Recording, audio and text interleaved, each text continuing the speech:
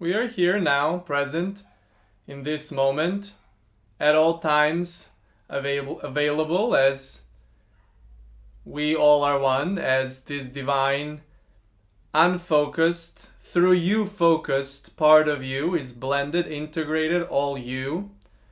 Excited at all times to be in on your question answer dance, and with that excitement to see what is at this moment as you're experiencing your physicality, your reality, moment by moment by moment by moment. Excited to see what is on your mind right now. Go ahead. Hello, WEOLA. I've got two completely different, unrelated questions.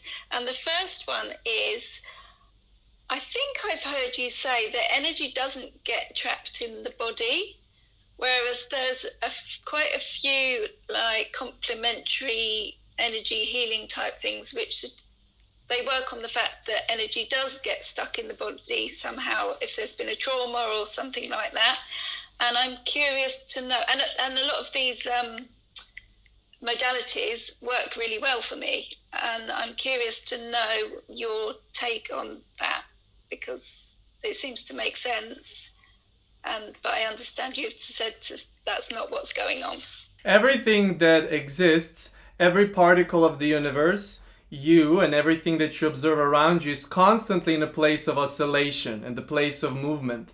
And so in that way, the movement through your attention increases the movement of your oscillation in a certain direction. You can call that frequency, you can call that vibration, you can name it whichever way you want, but everything is in a constant movement. What feels sometimes to you in that place of stuckness or that place of capture is the attention of you organizing and having the attention on particular energy or particular focus through your focus about capturing the energy in a certain place on your body, in a certain place in the movement, in a certain topics, in a certain physical locations. Costa has been experiencing a lot of those, what a lot would call thought forms, or thoughts that he used to have, and they're not as dominant because certain thoughts or certain energies, you can put a parallel between a thought and energy, you can put a parallel between energy and vibration, between energy and oscillation, between energy and movement, between everything that exists in energy. So a lot of those are synonyms based off of what you're talking about or depending on what you're talking about. So as you're in your movement and then this place of movement of your thought, of your attention, certain environments or certain physical objects, such as your body as well in physicality, you then associate through attention your thought and or in that way the energy in a certain way. Costa has been just experiencing it today and few days prior, how his increased sensitivity towards the acceptance of levels of sweets and sugar as he is in his home country. He does not have some of those cravings when he's in the United States. He has never had them, or if he does, he has them in a certain way of consuming.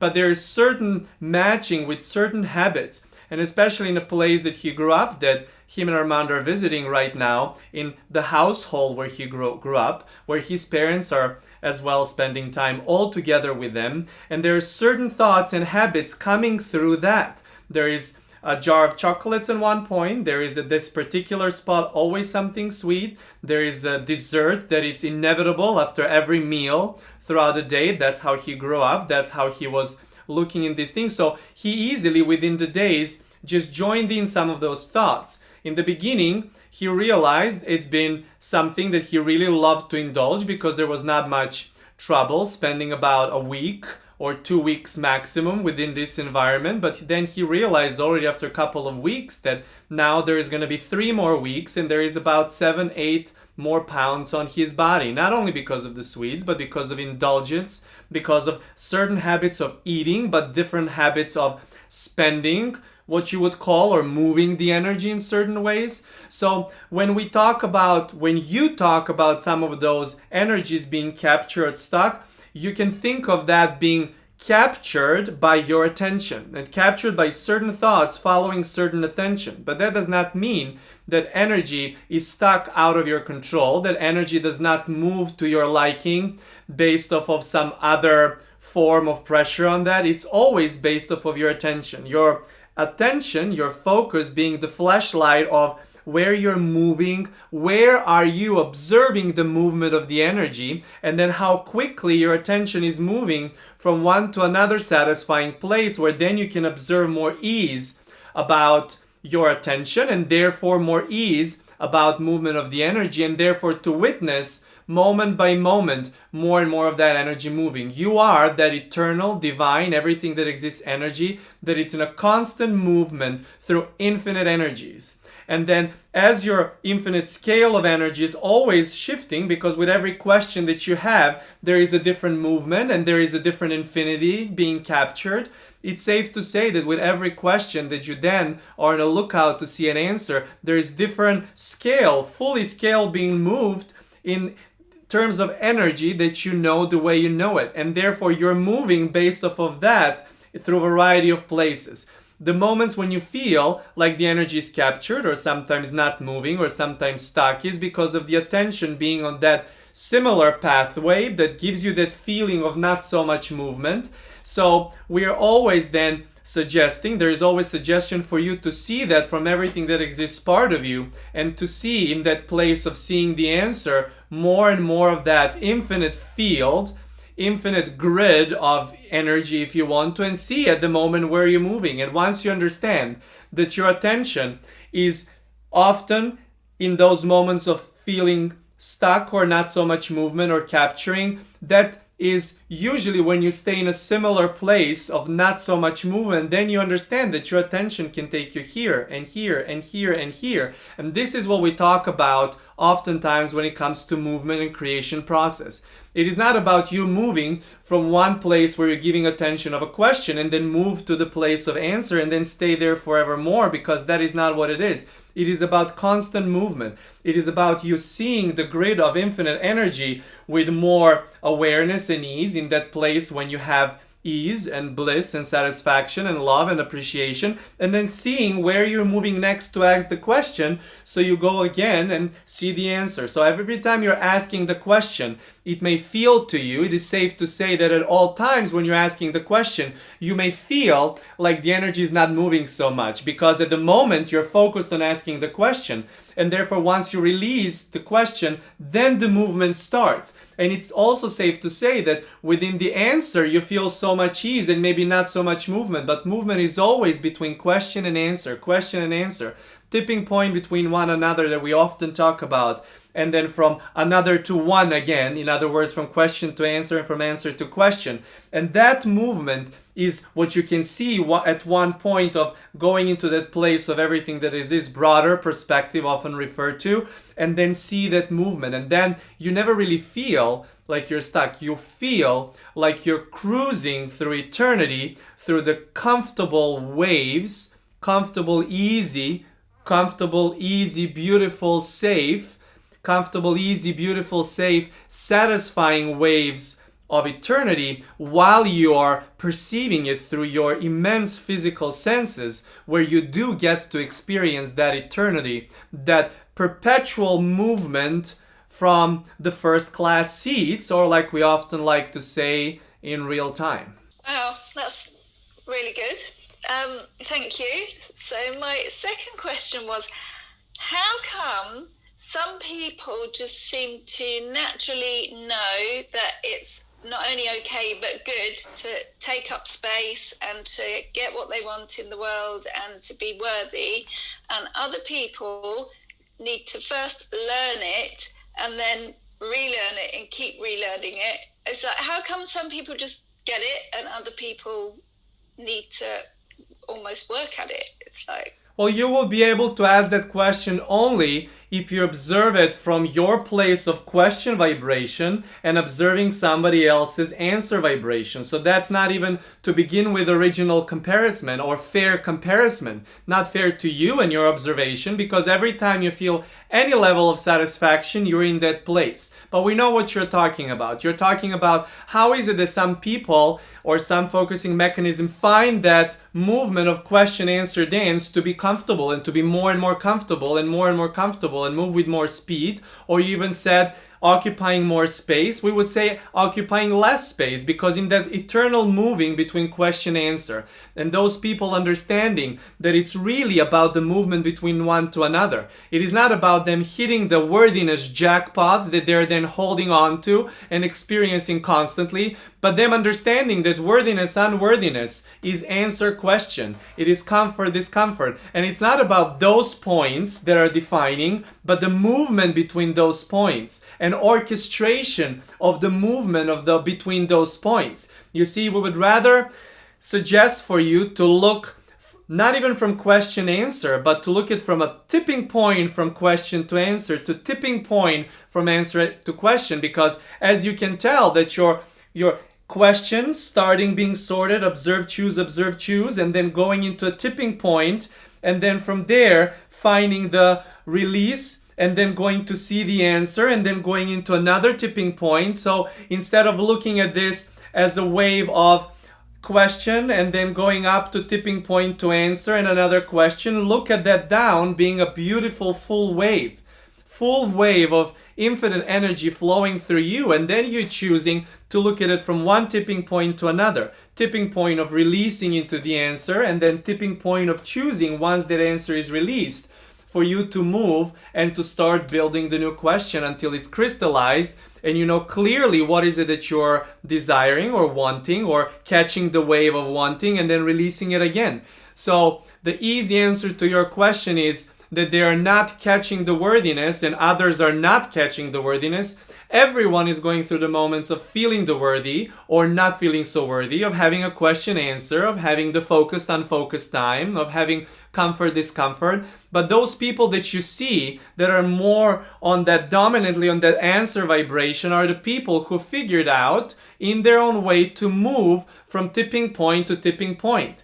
As they go to the tipping point, release that, they understand that climb to another question is part of it, and they're celebrating that part, that easier way of looking into it. And therefore, as we often say about 4 aspects of your creation process, question answer being 2, and tipping points on part from question to answer and answer to question, those being 4, then 3 of those are satisfying, and then question sometimes being enough of that little bit of, in a Serbian saying, rock in your shoe that sometimes bothers you enough for you to ask the question, and then you release it so you can see how you can walk comfortably without that for a moment. When you start walking so comfortably that you don't even notice it up until the next time, and the next time you're satisfied that that little rock or something uncomfortable, this little pebble in your shoe that gets a little bit uncomfortability or gets you to ask the question, you're satisfied it's there, because then you get so much more in the other part of the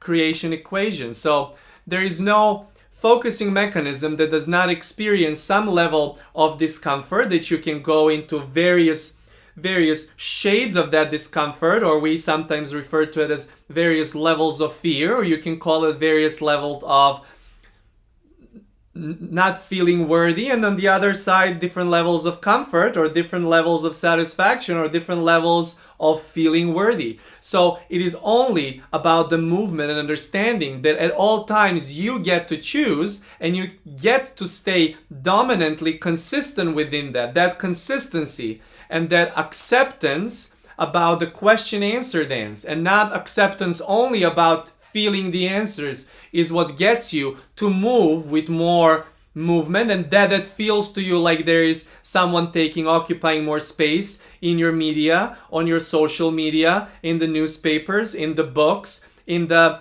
places of entertainment, of sport, of science, those names that get to do different things. Those are the names, those are the focusing mechanisms that are so thrilled about the movement that they do not look too much aside sometimes, but to their own experience of question answer dance. They spend enough time to put their tentacles about the experience of question so they can integrate it, and then they're excited. They cannot wait for more antennas, and they know that while they have antennas there will be comparison. They know that while they have their antennas out they'll be asking questions. They know that sometimes that will get them to even feel a little bit discomfort, but they know that that is the place that will allow them to see more within, to see more of that infinite energy you just brought up, more of that infinite energy that gives them so much satisfaction. So they cannot wait for the next set of questions, for the next set of answers, and set of questions and set of answers. But they're not there for asking the questions. They're not there for to seeing the answers. They're there to move between one to another, because the movement is what's most satisfying and what brings to you that it's taking so much space, even though this movement is at such speed and more prominent the person appears to you, the movement between their question answer is so much more comfortable and so much more fast, and therefore there is a lot more coming through them, and therefore they seem to be enjoying more to you than you are. But we want to bring to your attention that even if you could compare, which you cannot, because you cannot compare that, your feeling of question vibration and seeing somebody else's ease, we would rather suggest to you to look through your own question answer dance and compare your feeling of ease with that which is asking the question, and your feeling of ease and that which is asking the question. And at the moment of you observing someone else's creation, you want to be so sensitive to stop looking there where it activates more of that question. Enough for your tentacles to be out there to spark your curiosity, but not for too long, where it takes most of your feeling and thinking that you might not be spending so much time in a place of worthiness. In other words, spark enough to get enough creation going, and then allow yourself to feel worthiness. And then in the next layer, you can always you cannot not put your observation tentacles out. In other words, that seems to be more natural because of the amount of variety moving at more and more speed, more and more variety coming through you. So you're more to look into not the direction of answers, but that reflection back, and then feeling more and more about your own ease of worthiness, not so worthiness, answer question, comfort, discomfort, unfocused, focused, and then watch how your life becomes magic for you, even when you compare that, because at that moment, when you have the steadiness of that feeling, you will see that regardless of what is the outcome in the physical world of you being understood, accepted, recognized by certain people, you will then really see how the process of creation is the same for everyone. How you are the same like all of those amazing people. Like you're already doing that, not in the same way, not in the same impact, but more and more you feel the movement of your own question answer dance, more and more you can see really, and then only compare to the others who are having the same thing, observing that, and then choosing if you want to go in this direction, in this direction, in this direction, or if you're satisfied for the moment in that place where you are. Once you understand that there is no any focusing mechanism that is more worthy than you are, because there is no comparison in worthiness. There is only understanding and choosing of how much time and what is dominant within your own creation. And therefore, that's why we often, almost at all times, and we love saying that we all are one. You all are one in your physicality with your integrated divine part, and we all are one through that physicality, through non-physicality altogether. So this worthiness, non-worthiness dance is what keeps eternity eternal, and is about you to look into your own backyard for some time to get that steadiness, and then see for how long is exciting to compare. But we'll definitely suggest for you not to compare your question with somebody else's what you observe answer vibration before you get into the place of steadiness of your own example. So beautiful. Thank you so much. Really, really great conversation. We are excited for more. Go ahead. Sometimes I feel like I get into this really good feeling place, just sort of the calm feeling, and then I'll start feeling really excited, but I don't necessarily have a point of focus. Like, I don't know if I'm focused, but I'll get like really excited, just like, whoa. But I don't know. I mean, really frequently I don't know what it's about. And I'll feel really, really good. But it doesn't seem like something will necessarily come into focus about what it is. It's just like this intense feeling of just like, oh, and I think I'm getting more used to it, but I think it used to get uncomfortable. Like maybe I started to question it. But what's that about? That is about you understanding that this feeling of flow of so much energy that comes through you happens once you release the question and you're ready to see it. It's also safe to say that excitement is felt, that enthusiasm, that the ease, love, appreciation, that bursting of energy, that joy factor within you, that fun factor within you is always happening most of the time when you allow yourself to unfocus a little bit. So we understand when you say that you're not focused on anything in particular, because usually focused is more specific. Focus is more directed towards something in observing variety, and most often of the times, as you're really, really, really focused on something, you are then generating some kind of a question. Some kind of a question. Costa is receiving the thought about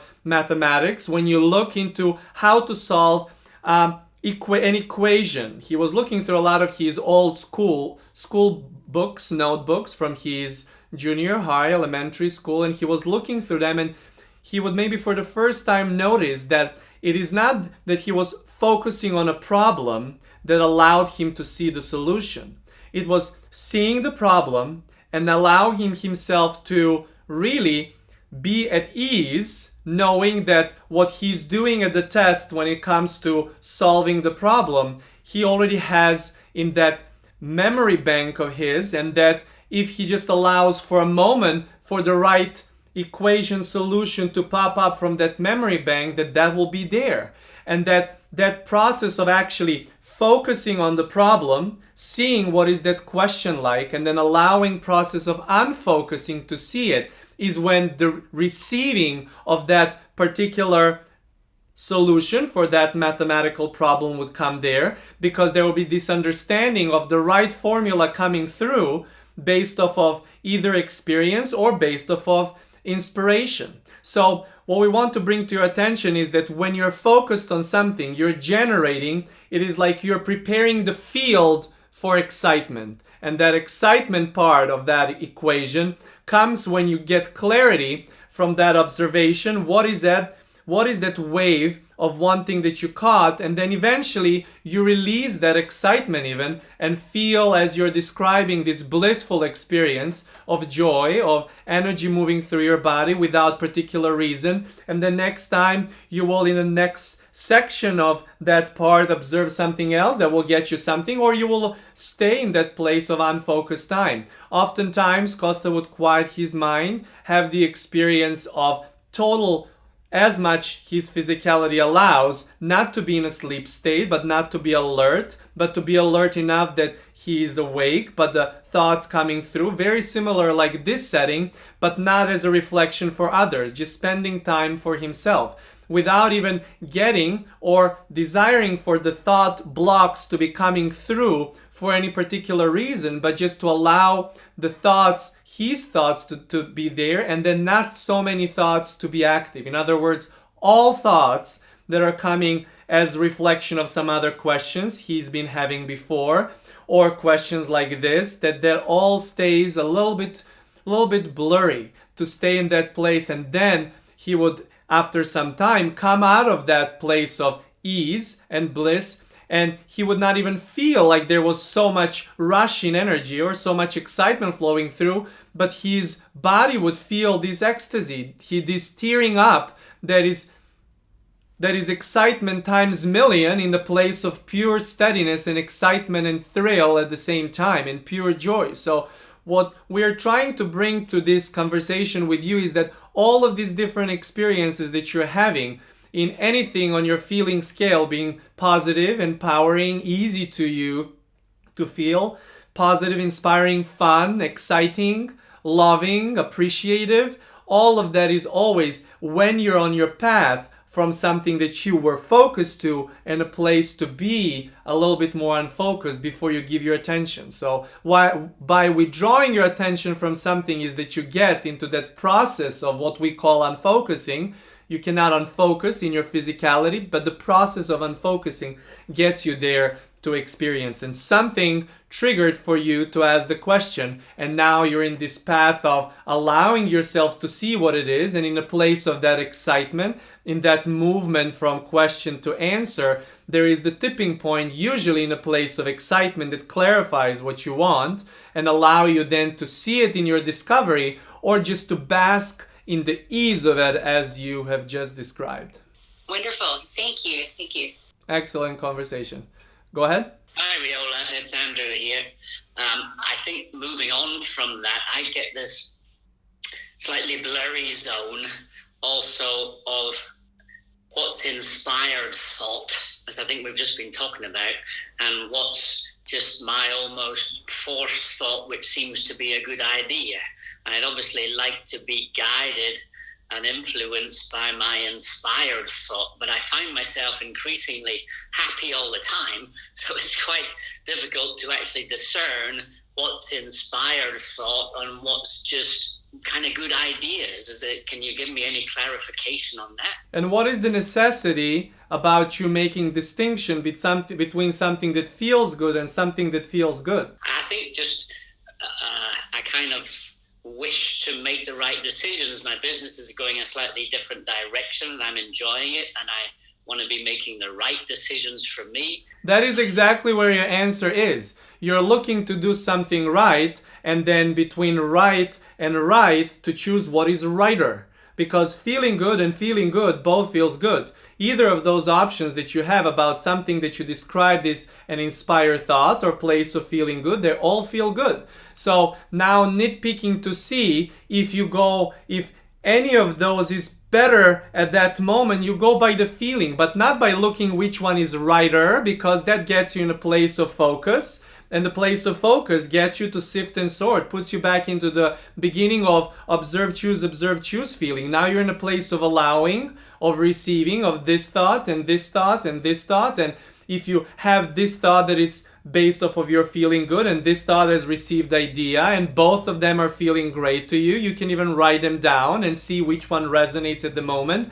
But not which one is right, because if you're looking for something to be right, you're activating potential wrong. And when you're activating potential wrong, you're in a place of vibration of question, and then you just shifted yourself there. So in other words, suggestion is for you to feel good about this and to feel good about this, and see which of these thoughts that are both received as you're describing them, they're coming to you, and see which one is you can see the furthest, in other words, from the widest angle. Because as you're getting into the place of feeling good and more satisfaction, it's like you're able to see bigger and fuller picture. You're getting in a place of wider and wider place to see this. Imagine like you're now, through your question, observing this building, this door to enter this building, and then that is your question. And then as you start pulling up your unfocused place from that, you can now see not only that building but the whole block.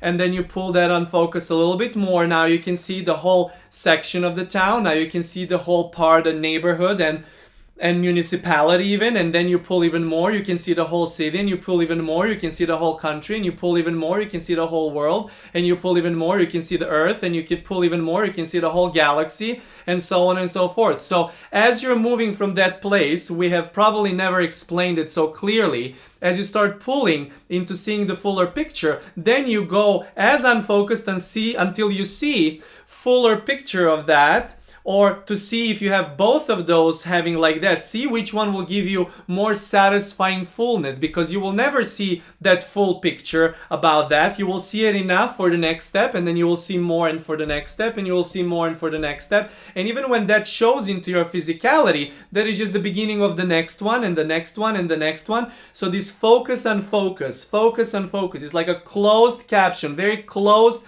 detailed taking of the video, observing somebody else's facial expressions and moving into the top part of the body, moving into the whole body, moving into the whole room, and so on and so forth. So that is your focus on focus when it comes to seeing it. But if something feels good and something feels good, you can always see which one you see more. Both of them satisfying. You can shelve this one because this one is more satisfying and go with that one until the other one becomes active, because the most likely, and the rule of the thumb is that if there is so many of those satisfying thoughts coming through, you would want to experience them one at a time, and you don't have to make a competition out of them, because as you go to make the competition out of them, somebody is going to win, some idea is going to lose, and therefore something will be righter and something will be wronger, and then some of the other ones may not feel good and may delay your process of discovering it in your physicality as you're moving moment by moment by moment by moment. So not choosing one like it's the ultimate and last one, but choosing which one you first want to see, because they both feel great. I think related to that, I do meditation every morning, and sometimes I just think, well, that didn't bring me much. But I think over the grand scheme of things, I get that feeling, as you just described, of being able to stand back. So is it the case, or is it common that during meditation, even though you don't feel you've completely switched off or whatever, that it's still advancing your choices, your decisions that you make? It's the practice of your unfocused muscle. It is not for you to see the full picture of everything that exists in physicality and see all of the answers at the one. It is the muscle practice of, because you're focused dominantly through all of your senses, you cannot not being focused in this and every other physical iteration. But it's the muscle of unfocus and then back to focus, unfocus and then back to focus, unfocus and then back to focus. And as you go further, you go into the place of unfocus, of that ease, of not much thought, then you want to be gradual about coming back in. And oftentimes that speed coming back into the focus is more natural to slide right back in, because it's almost like a magnet through all of these wonderful varieties being observed. But that is what we talk about, the tipping point. You go from the place of focus and the question into the unfocusing process of releasing it and being in that place of ease, and then you receive an idea you want to act on and it feels good. Rushing into asking the next question that will get you to the next step and the next step and the next step of seeing it in your physicality is what usually can trip you up. You want to be easy about it. You want to get yourself in a place of, I have now quieted my mind, I have so much ease about this, I'm receiving some ideas. Whatever ideas I receive, I know I will not receive all of the ideas. No, I want to receive all of the ideas. I just want the next idea about this beautiful place of being as unfocused, so I can see and easily move into the next question that will then, through my muscle of unfocusing, put me back into the place to see the next step and the next step and the next step. So it's not like you get into this beautiful place and see all of these amazing downloads and beautiful stuff and then try to rush to get it somewhere. It is this muscle of seeing the next piece and the next piece and the next piece. Costa is receiving the look of a jellyfish, that it never moves directly in this way, but always pulses and chooses how far it wants to go in the water. Up, and then down, and then left, and then right, but always in a movement of oscillation. In other words, the question-answer dance is always happening. And then sometimes you're more here, sometimes more there, more here, more there, but it's always about that question-answer, focus on focus, question-answer, focus on focus, question answer, focus on focus. And that unfocusing part, it is not something you catch so rarely. It does not have to be. It can be a trained thing where you can get it few times a day for a few minutes. Just to get to the place of that ease about a thought. That was what got Costa to experience the ease of this flow. He wanted to be in that place from the excitement about offering the dance classes. He wanted to be as steady, and he wanted his students to have this steady reflection and get to their results sooner if they choose to by catching that place. So that was the extra excitement. The general excitement was because it feels great for him, and then he wanted to do that in a life coaching place. And as he was finding that place, he realized, because he's never meditated up until the beginning of this year, that he's trained himself 3 times a day to get to the place of quieter mind, sometimes for 2 minutes, sometimes for 5 minutes, never really more than 25 minutes at a time. And then understanding that it's not about how long he stays there, but to get to the place of seeing everything from the place of everything that exists, the steady place that sometimes he likes to be in for a certain amount of time, and sometimes, often, every day he likes to get to that place, just to touch that place, and knowing that he can get to that place of what is the closest of being unfocused in the physical experience. He loves knowing that he can always go and touch it. Literally, at the palm of his hand is the key about that, as it is for you as well and for everyone else, to get that place of ease and understanding that you have opportunity at all times to go into the place of unfocus and focus, of unfocus and focus, and that you do not have to go and claim so many of those ideas in the place of not being focused or not being as focused to see it, because it's a rare state of being. It is natural for you to move. Abraham Hicks used these words with Costa being in one of the conversations, asking question like you do too. That meditation is not a rare state of being, it's a natural state of being. Quoting this lovely partnership between Esther Hicks and Abraham Vibration. As that movement is coming through, that meditation is the natural state of being. The process of meditating is your natural state of being. The process of focus on focus is the natural state of being. So it is given to you, you're always doing it, you're always going through it. So as you get to this beautiful place in your morning, afternoon, evening, or whenever you do meditation, understanding that it is not now you're going to get more this day or that day, but that you always have access to it. Then you feel like you're mastering or feeling masterful integration within you. And that is where you're really living deliberate, choice, moment by moment, integrated, blended, physical, non-physical experience. That's awesome. I'm going to zoom out now, let somebody else have a go. Thank you so much. Really, really brilliant conversation. Go ahead. We're ready. Hi, WEOLA. It's so good. And I feel like you've probably partially already answered the question that I've got permeating because, of course, but it's basically, you'll help me clarify, I know, but it's a question that I think is about intuition. And also, I have a fascination about, a lot of teachers talk about how it comes down to two emotions, and it's fear or love. And we either act of fear or we're acting of love.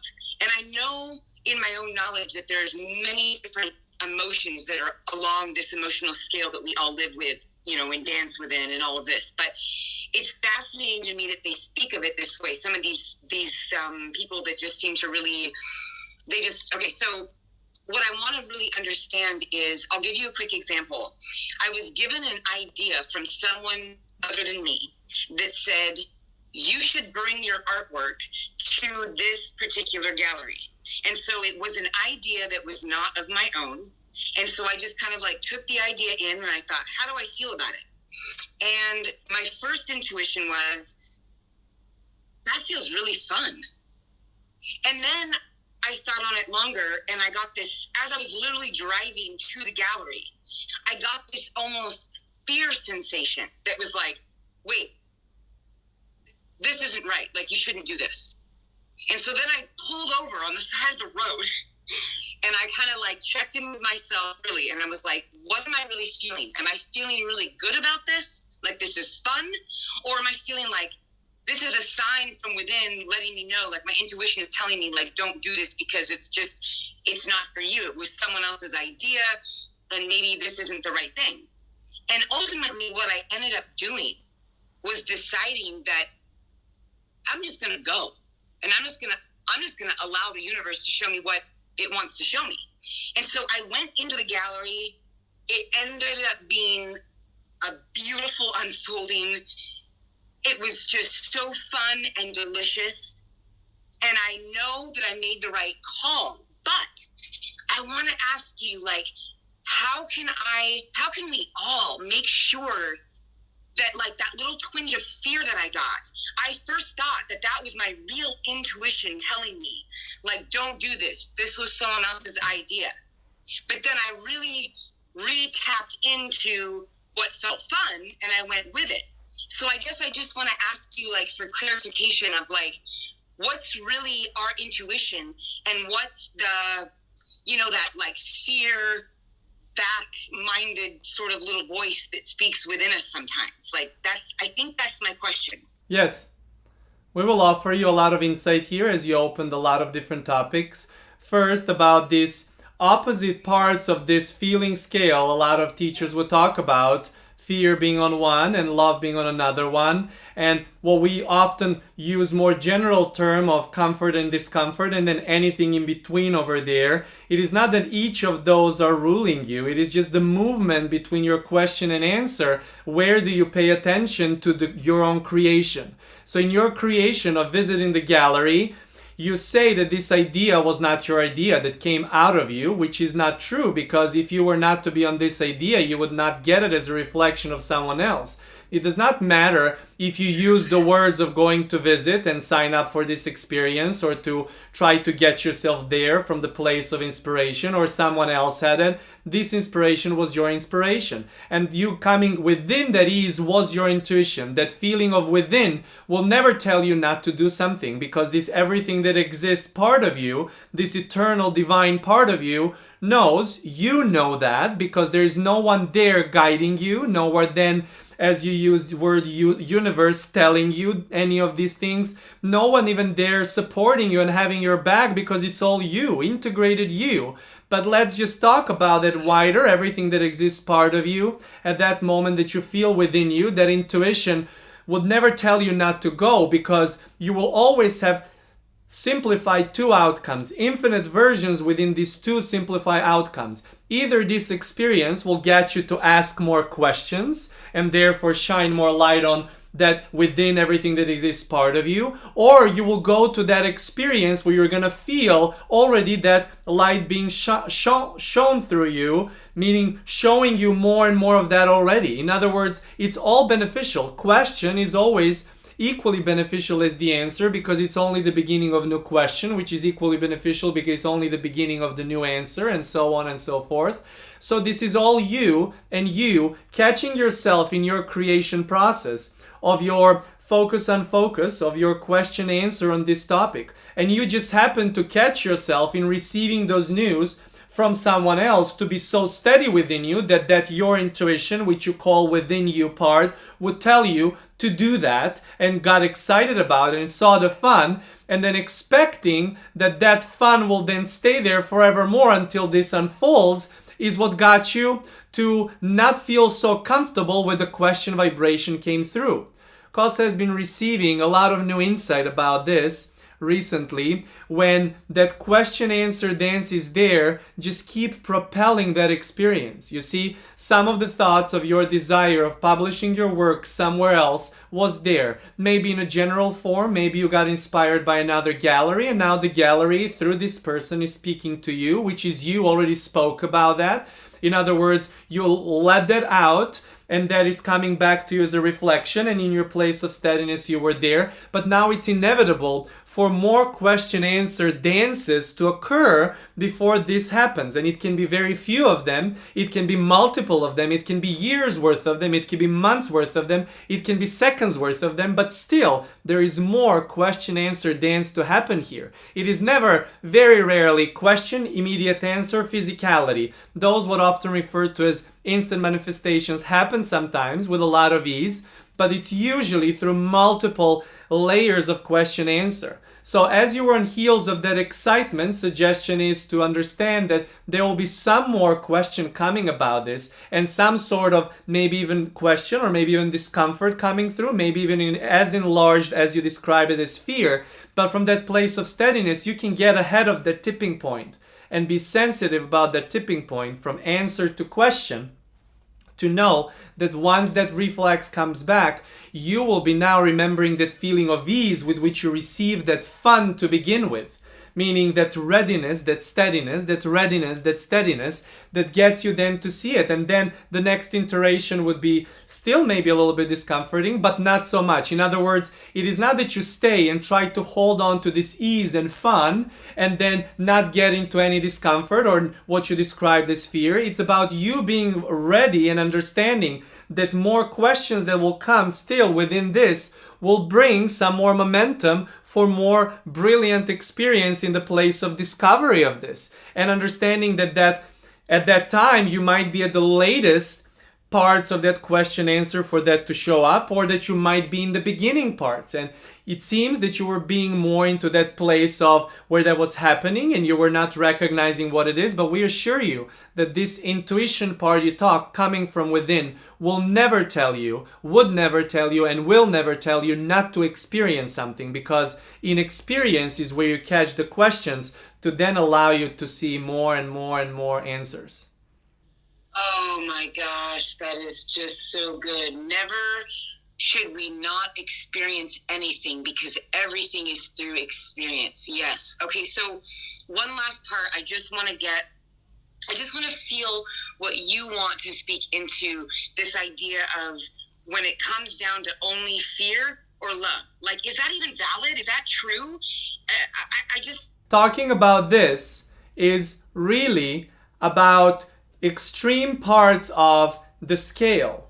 And as the teachers are talking about one or the other, they're referring to ultimate parts of you asking so many questions about something that causes you the fear, vibration of problem, fear, and dissonance with that feeling of ease, or that pure love that you have as you're unfocused fully. So you can completely talk about the range between full focus and full unfocus. That is the fear and that is the love.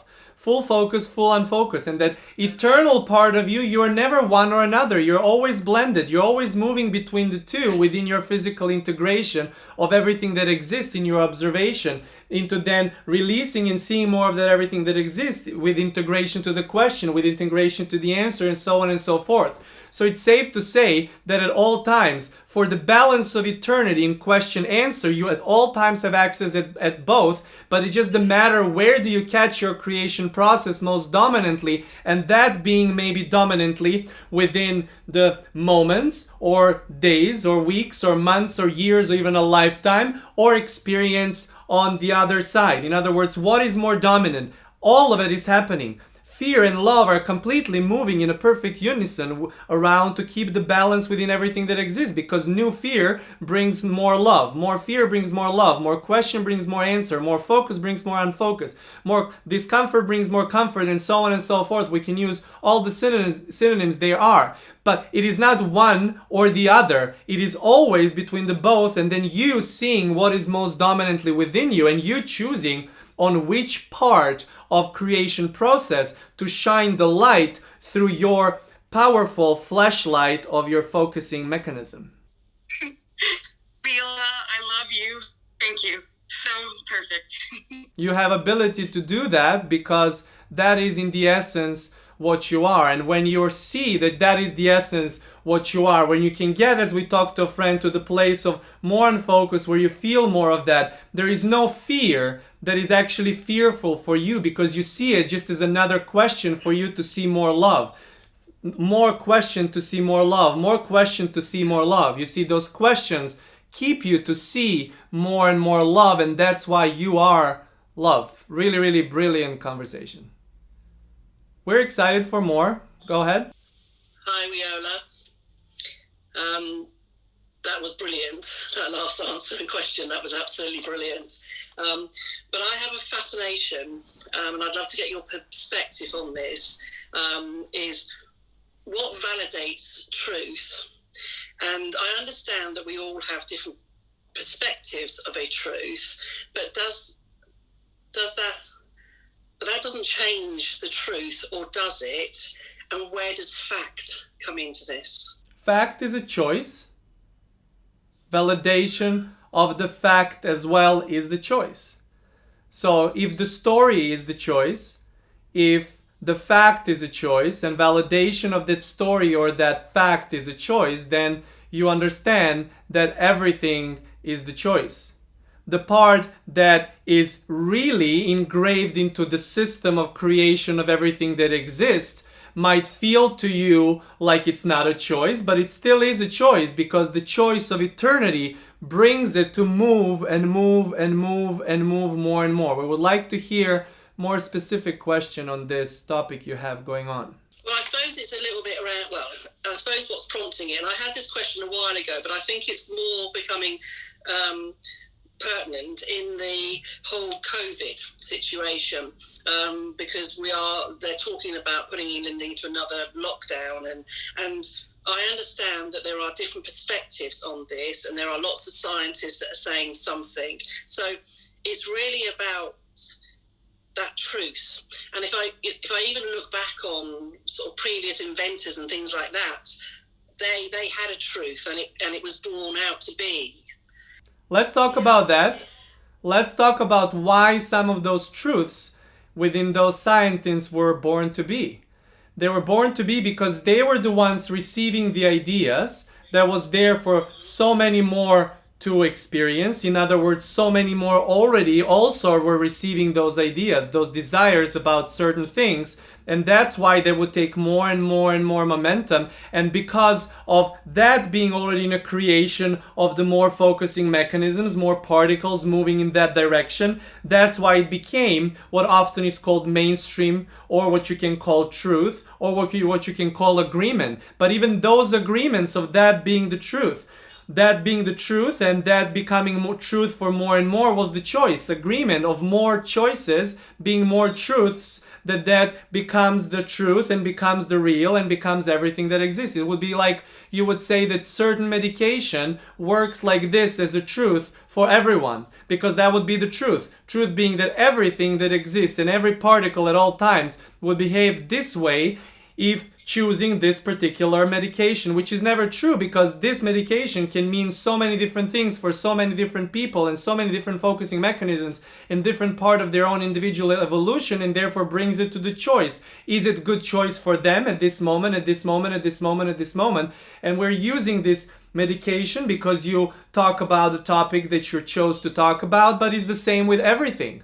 Everything that you see as the truth being something that everyone agrees upon, it's also very safe to say that in those words, the truth really does not exist. Because if the truth was to exist, every particle of the universe would go and agree on it. Every focusing mechanism would go and agree on it, which will never be the case because of such a vast variety.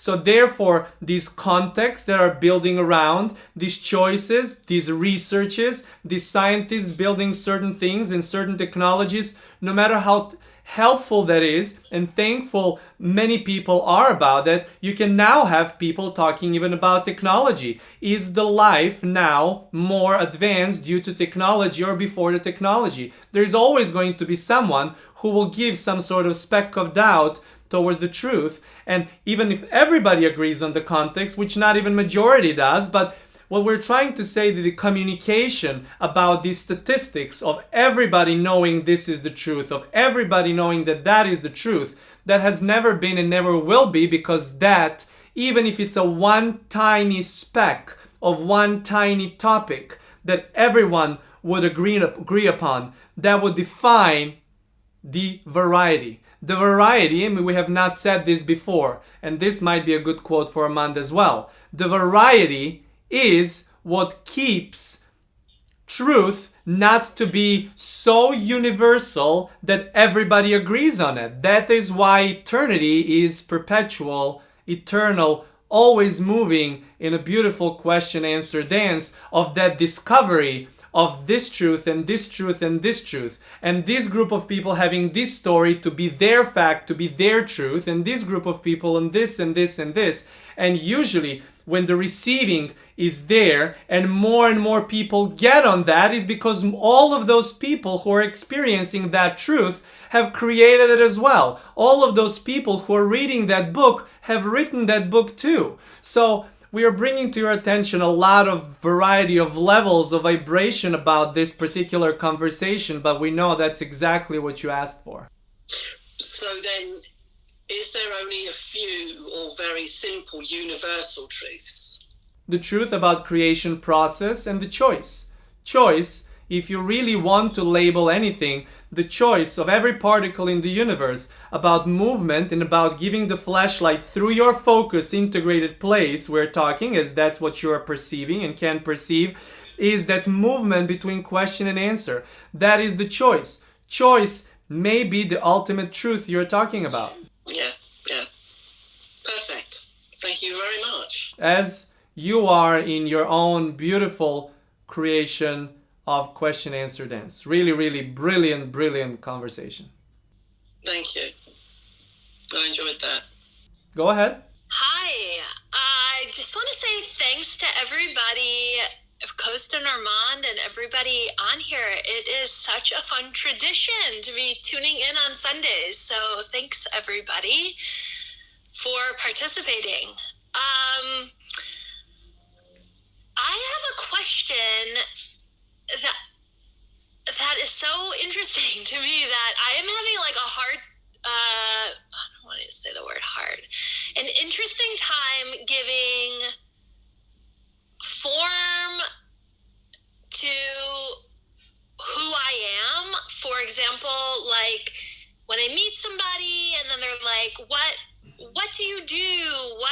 What is this? And the excellent answer to that is, when you get that question from your vast interest in your variety, the very valid question is, how much time do you have?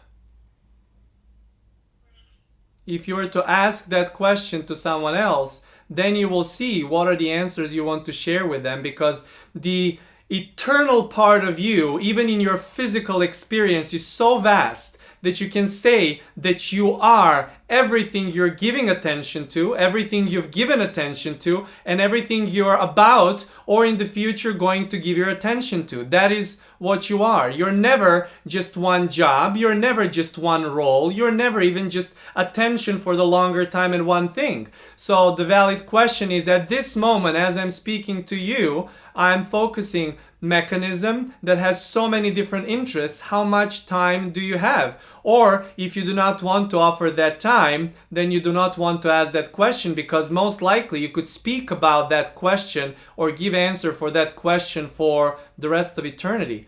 It seems like a silly, simple question, but it's actually a very, very integrated, eternal question about even your own physical iteration you're now observing from, and every other physical iteration, because there is so many layers to everything that exists flowing through you, so many layers of those which you're excited about, and some that you picked up through your focusing, that you are leaving behind, so to speak, or inviting with your attention and then not, and inviting with your attention and that not, and that necessity for that defining of this and this and this. If you at that moment are sensing, based off of the conversation, what it is, you will have that particular answer coming through.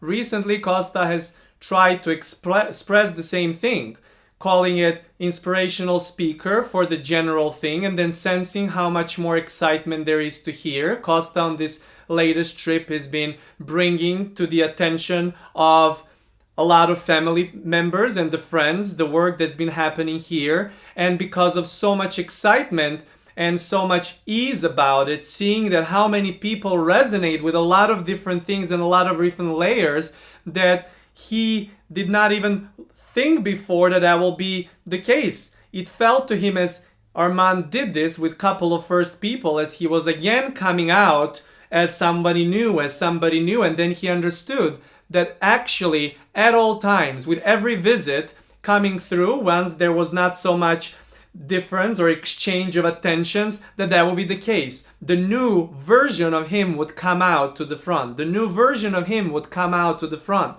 And then so many different versions coming through conversations and discoveries of, this was his version in a high school, this was his version in a elementary school. Armand's curiosity bringing all these vast layers of him, that Costa in these conversations is thinking that he has split personality with infinite personalities that are living, that they've lived, that are currently living, because every time you shift your attention to something else, you are something else, moment by moment by moment. And it's only in your choices of choosing more of the same context that you are operating with that can even define that. But your attention span, your excitement about variety has so much potency that you can be even a doctor in the morning, a lawyer in the afternoon, mother in the evening, and then the next day tennis player, and the next day basketball player, and the next day prima ballerina. So you can choose whatever you want to be moment by moment by moment, because these infinite choices in physicality are there for you. These choices for you to be and to choose moment by moment by moment, regardless of what is the feedback coming through you. And now we're excited to hear about more specific thing you have going on here. Well, I feel like I have more clarity about the awareness of choice, and that is actually more of the challenge.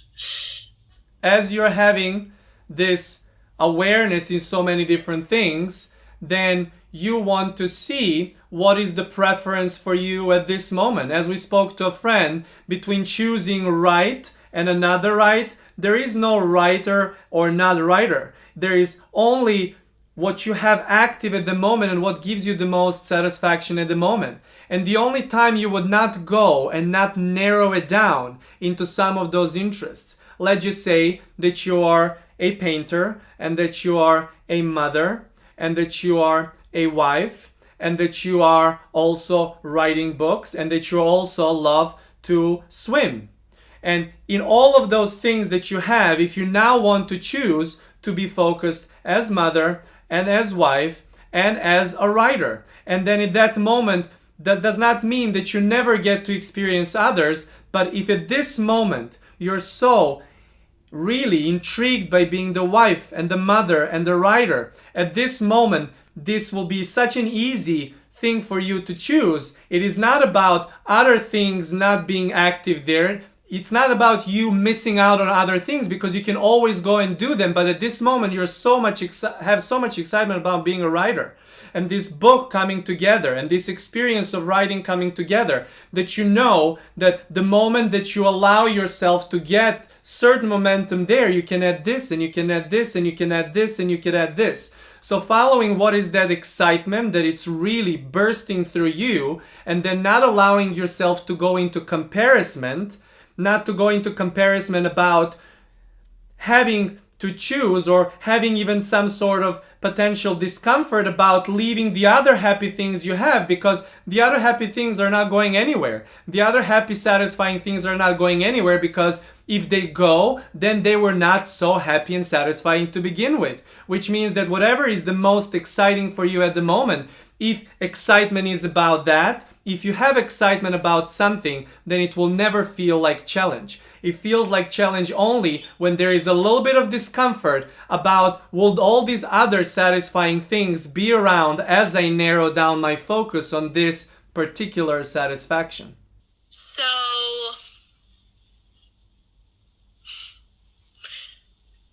wanting to narrow, so is it maybe that I don't really want to narrow down on something specific? It is that you might have discomfort, that if you narrow it down, some other things will not be exciting for you to play with at some other time. That other fun things, from moving from one to another, from one to another for not so much form, that those things will not be there accessible to you. And they're always accessible to you. You always have access to all of those. It is that something is getting more and more of your attention, and then you want to go with it. You want to run with it. You want to have this experience of seeing. You can even take it as a fun thing about the test of how many of those other things that take your attention in not such form stick around as you give attention to something that is really satisfying to you and now taking more and more of the form. Okay, thank you. Really good conversation. Go ahead. I have a question that has been bothering me lately, and I need some help into understanding something a little bit more on a universal level. So, from one of Abraham teaching, and I'm going to use some Abraham terminology. We're familiar to all of them. Go ahead. Yeah. So we are talking about alignment, which is usually coming out of love. So there is like this correlation between the two.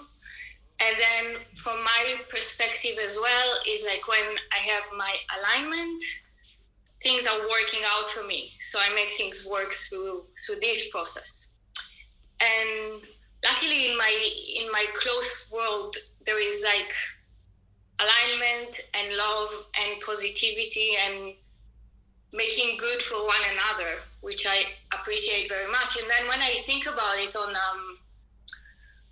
some of the government or people of power or people of power on other people that are successful in bringing some negativity. And for me, it's like to be so successful in something is you need to have some alignment to get there. But then it's difficult for me to understand, like, if the alignment is love and positivity, how can you do wrong to other people through alignment? First, we will address the part that talks about you doing something wrong to someone else. There is no intention of anyone to go and do something wrong to someone else, because everyone through their action is doing it from the place of self, looking to experience what you call alignment. But even before we go there, there is this part about alignment. We like to call that often answer vibration, this ease, bliss, satisfaction part. It is not that place of ease, bliss, and satisfaction that sits there that you catch and now you have this beautiful feeling. It is about the process of aligning of that vibration from question and then tipping point of wanting into releasing it so you can experience the alignment that is satisfying to you. That process, not only the love and then catching and holding on to love, but getting to see more of love, so then you can go ahead and ask again, so you can go and see more love, so you can go and ask again, and so you can go through the process of alignment and getting into the alignment, and then also getting out of the alignment in your terminology. Getting out of that alignment and anticipating and knowing that at some point there will be a part where you don't really get into that alignment, and or when you leave the place of alignment, because as you're observing some question, you may feel like that is the case, and that is always the case. A little bit of discomfort, not feeling that alignment with that ease. But then when you understand that it's all about the movement, continuous, constant, perpetual, eternal movement and movement and movement and movement and movement, that is the time when you can really understand that it's not about being aligned or not aligned. It is about being easy, about the process of going through alignment and to alignment and from alignment into another question and to alignment and through alignment and from alignment to another question and so on. And as you get that experience, so what it seems to you is that the alignment through success, through positions, that is also a premise about the context, that someone who is in the power, that someone who is in the government, that someone who seems to be making decision for other people from the place of physicality would be the same thing like when you would believe that someone who wrote the book is the only person writing the book. We want you to know that everybody that is in the government, everybody that seems to be acting in a certain way is coming from that place of that observation and of that action from everyone who is involved. So if you feel like you're affected by the government, you are really also affecting the government and governing of that government through your feeling, through your steadiness, through your not so much steadiness or alignment or not so much alignment. We want you to know that the government, as your partner, as your friend, as the thing you purchase, as air, as tree, as cloud, is always mirror reflection of your own steadiness. And that can shift moment by moment by moment by moment by moment too. And that is always, at all times, your choice. So as you take some of those contexts of belief that certain person who is experiencing certain positions or certain level of wealth is the same thing like we talked to a friend before. You're trying to compare your vibration of question about something and something that seems to be vibration of answer that they're coming from that position. That position of power, you took it as that is the answer vibration. Position of a lot of access to a lot of financial wealth, being that position, and then trickling down to everyone else. But this is something that you cannot guess from your place of question while you're comparing it to someone else. You can do it only when you're moving through your own question answer dance and seeing from that place how do you want to go and compare it and where you want to compare it. And your feeling of success, your feeling about the ease about your creation process becomes so unique at that time, regardless of what's happening outside of you, that then you really become one, or you're aware that you are all one. As we say, we all are one. You're all one then, even with those people in power. You all are one, even with those people that you feel are affected by those people in power, because it's all the grid of infinite energy about the movement that you choose moment by moment by moment where you're at. Where is it that you're moving? Are you moving with more speed? Are you moving with more ease? Do you feel like you're more in a question problem? Are you more in that place of alignment? But at all times, there is no such a thing that is within you feeling of ease and success that can harm anyone else. It is only a tension of those who are perceiving what's coming as a mirror reflection and choice within that can bring that affection.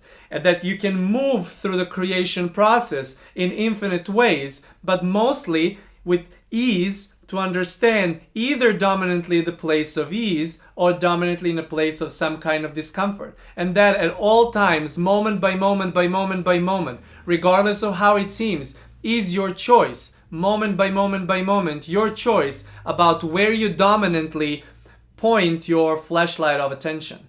Yeah, it's interesting to me because from my personal experience, including my current government in Switzerland, I feel like we're living in this goodness bubble.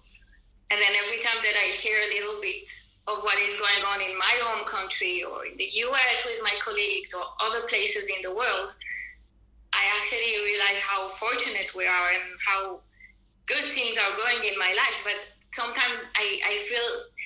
So what you're trying to say that then you're questioning your own ease about your own creation.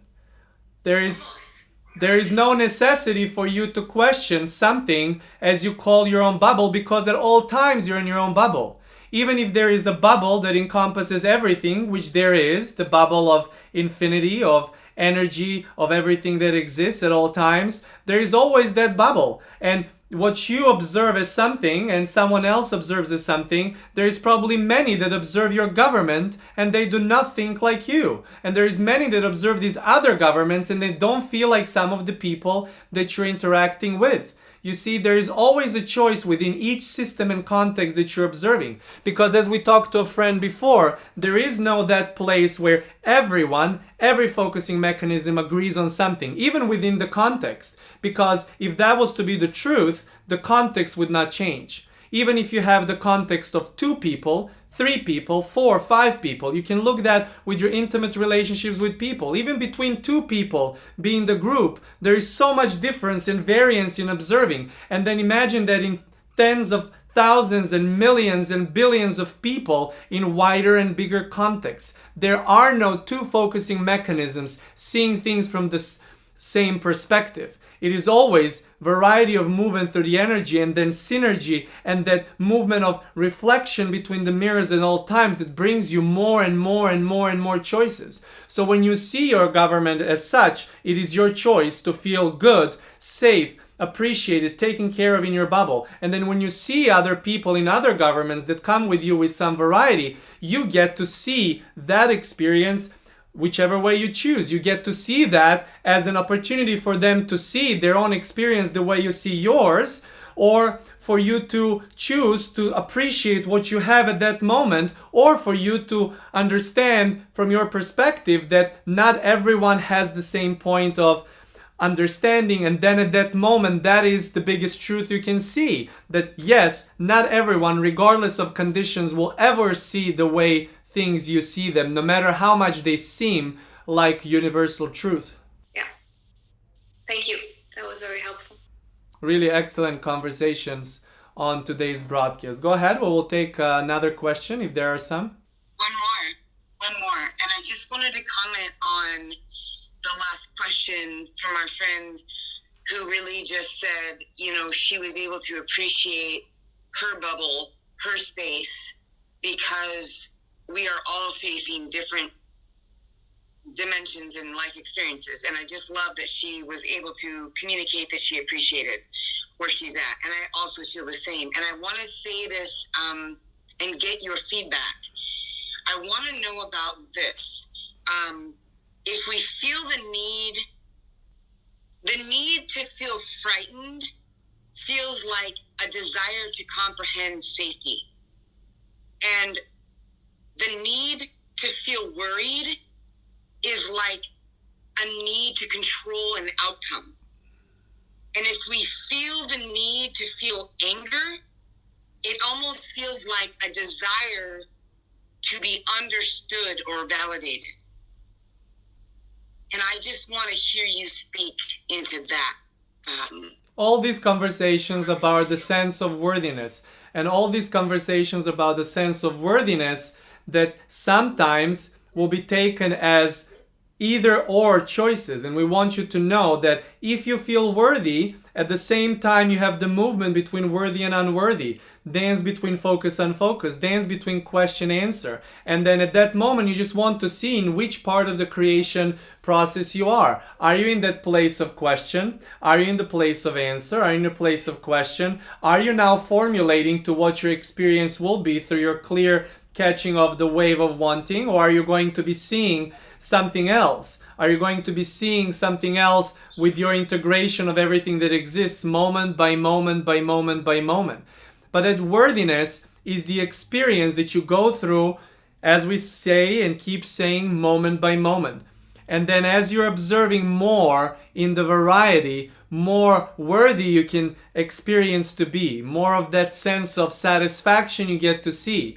You see, from any place of discomfort, through a variety of levels, if you will, of that discomfort, moving in through comfort and everything, there is dissatisfaction and more satisfaction and more and more and a little bit less and less and more and less and more. And that can be question, answer, question, answer, question, answer, or whatever formula that is based off of your experience. And then you want to be taking that shape, you want to be taking the form of those questions, but not for too long where you feel like there is this stagnation of movement about your own worthiness. You want to just keep dancing and keep moving and choosing where your flashlight of attention goes. And when is the time to dim it a little bit or make it a little bit more blurry so you can see it from the place of more unfocus and focus and more unfocus and focus and more unfocus. We're excited to talk more, but we sense there is another question from someone else that is to be answered right now. Go ahead. Well, I want to talk about this excitement of understanding and the knowing that it's not just about being all the time in alignment, so to speak. I'm just using these words, but whatever feels good. But it's about the ease of the movement through feeling comfort and discomfort. And I'm using these words because these words are really feeling good, because they're so general, and within that, like different degrees of emotional scale. So let's say like I'm having a question because I'm observing something and I cannot observe the same thing. Like I'm literally living life, I'm curious, I want to experience life, I'm adventurous, and I'm observing different things around, and I'm traveling, and then that triggers different questions. But within that, I feel more and more ease to go back and release my clarity to get more answers. And then I'm going back to the question. So that is just brilliant to me. It's liberating. It's empowering. I have no words even how to explain how amazing that feels, because I used to feel guilty for thinking that I know that when I feel this way, I'm going to experience this. And when I feel the opposite, I'm going to experience the opposite. But not always, I feel just aligned because I'm fucking observing things. So that is just amazing. And I'm just thrilled about that knowing, and that feels good and easy and empowering, that I don't have to be just on one scale. I can be on one scale and then go through different emotions and then find my way to go and feel better. And then I see the fuller picture. So, yes, I just wanted to share that. There is nothing else we would like to add to this conversation, to this brilliant number of conversations today, in the appreciation of the best questions ever asked in a forum like this. For now, that's it.